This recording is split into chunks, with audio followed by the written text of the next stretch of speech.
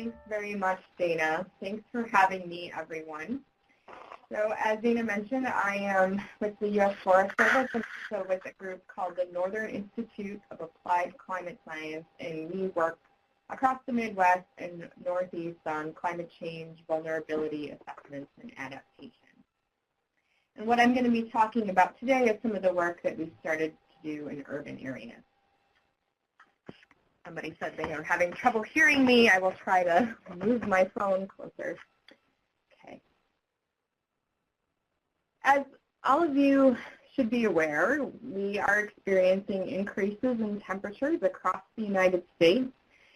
Those increases appear to be more so in certain parts of the country, especially in the upper Midwest and desert Southwest, but over the entire country we are seeing increases in temperature.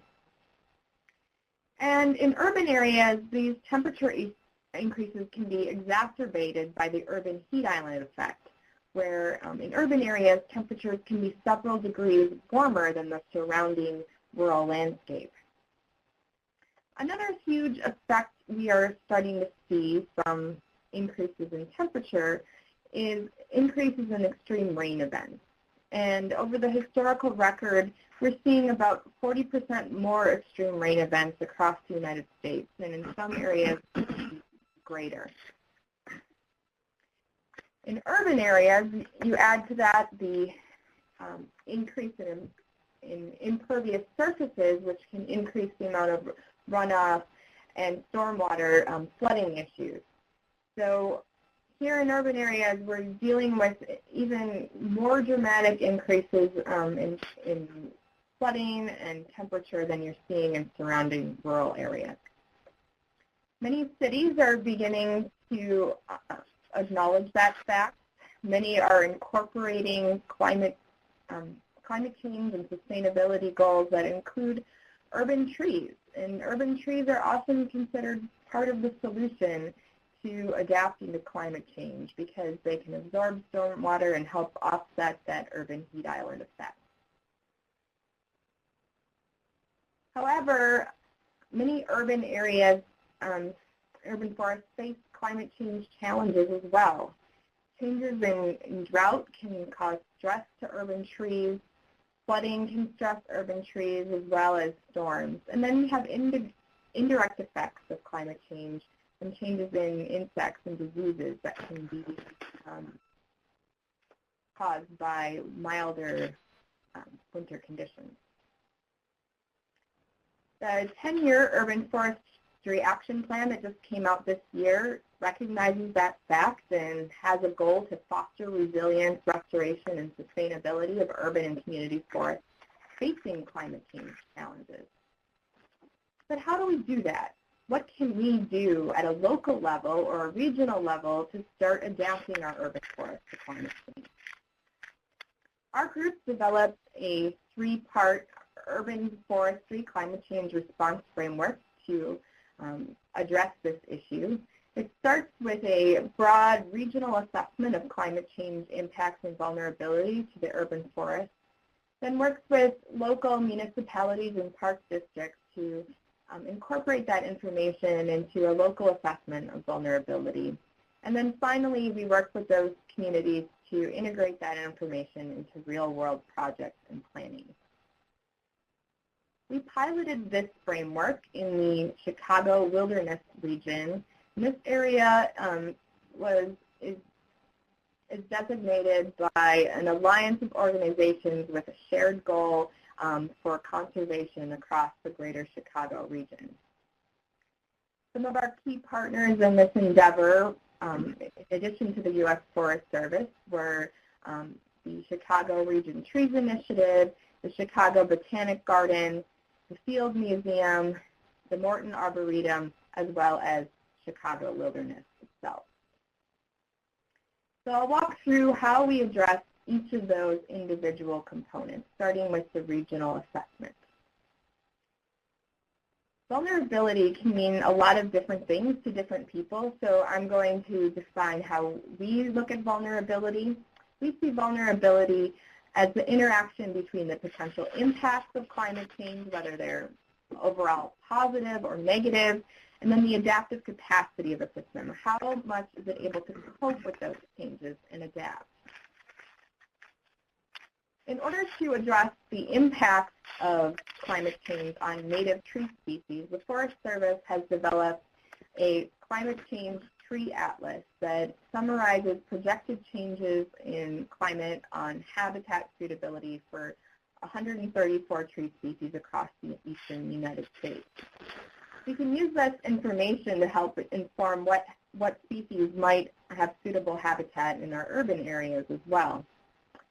For example, black cherry is one of the most common trees in the Chicago region, and models show that currently it's kind of at the center of its habitat suitability in places like Chicago. Under a low emission scenario, which would suggest a reduction in greenhouse gas emissions, but still some increased warming, we expect the habitat suitability of species like black cherry to move northward into areas like Wisconsin and Michigan.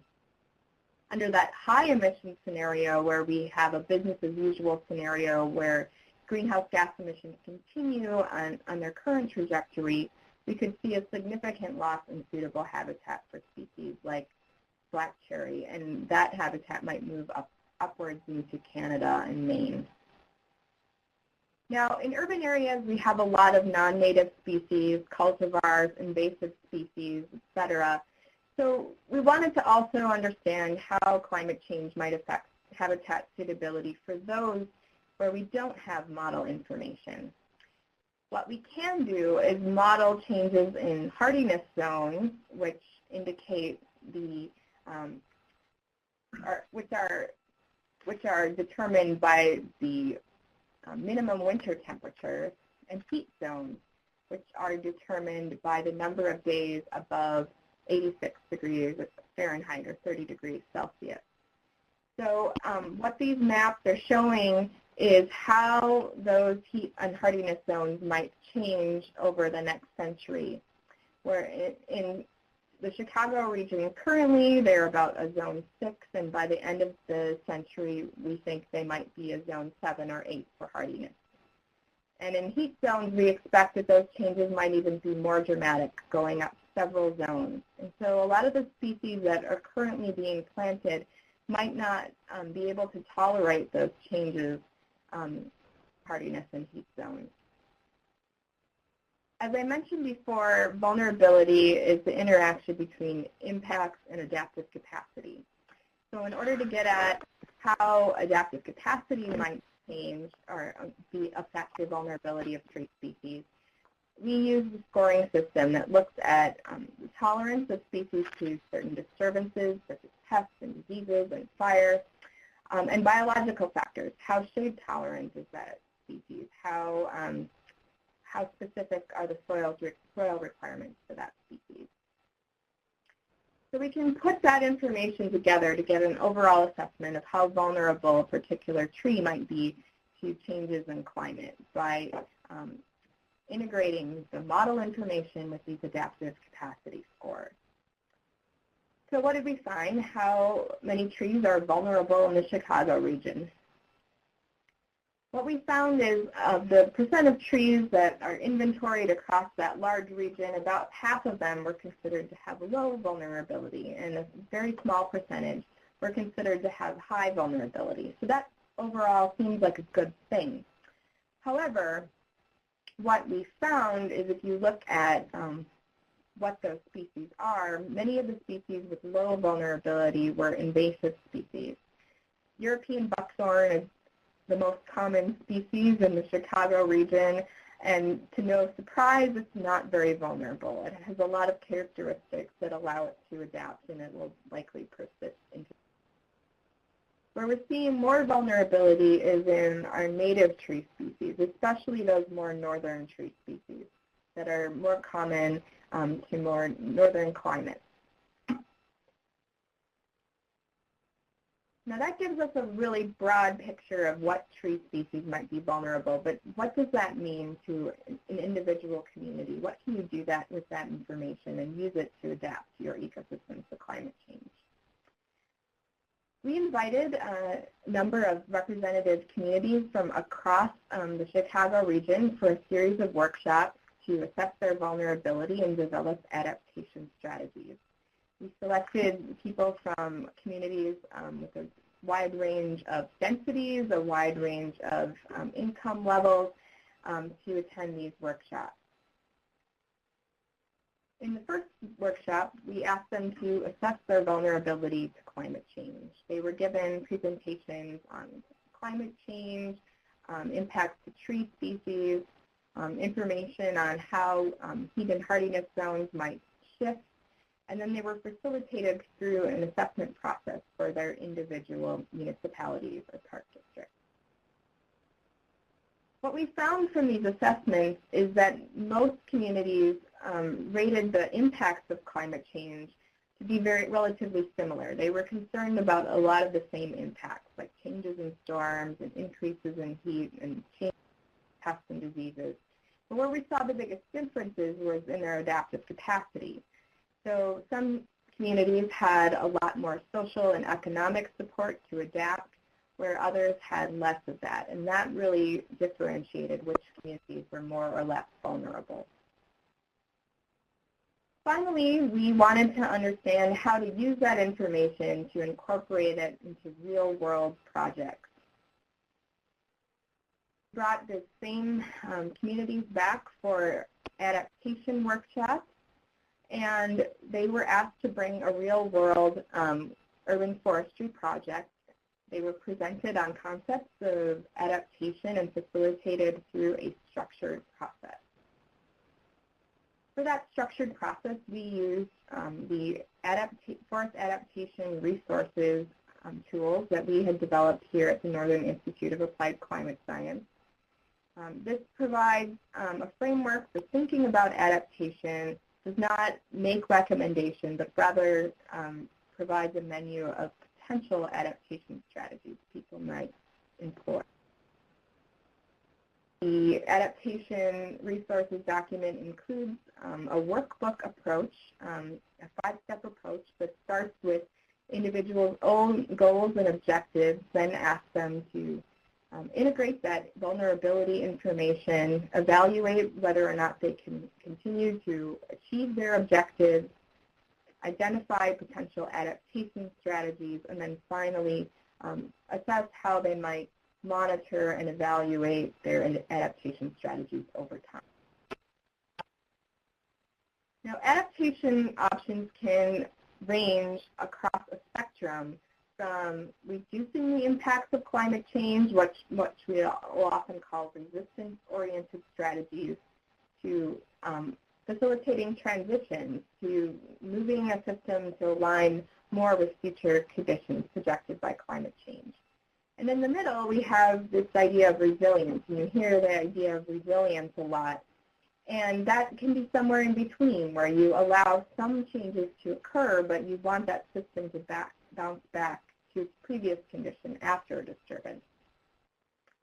The communities that we work with selected adaptation strategies that ranged from resistance to resilience to transition. In the areas that were more natural systems, people focused more on resisting change. They were trying to keep things the way they are and conserve native species as long as they possibly could. In areas that were more developed, people were more open to selecting new species that might match current or future conditions, or incorporate cultivars that might be disease resistant, for example. So what did we learn? One of the main things that we found is that our process helps people incorporate knowledge about local climate change impacts into real-world projects. They really appreciated having a structured process to incorporate those considerations and not just feeling like there's this overwhelming fire hose of information. It also gave them a framework to start thinking about concepts of adaptation, and it really left them feeling empowered that everyone can do something. What are our next steps? We are currently working on publishing our climate change vulnerability assessment for the Chicago region. Should be out soon in the next couple of months. We're expanding this framework to other urban areas. We just held a workshop in the Twin Cities region last month, and we have workshops planned in Boston in January and the Philadelphia area in March. So if you're located in either of those areas and want to go through this process yourself, feel free to get in touch with me. Finally, we are developing an online version of our adaptation workbook that will include urban forest strategies and approaches. And that is available at adaptationworkbook.org. We will have the new urban version out in January, most likely. If you are interested in finding out more about our approach and how you might get involved, feel free to send me an email or check out our website, Forest Adaptation.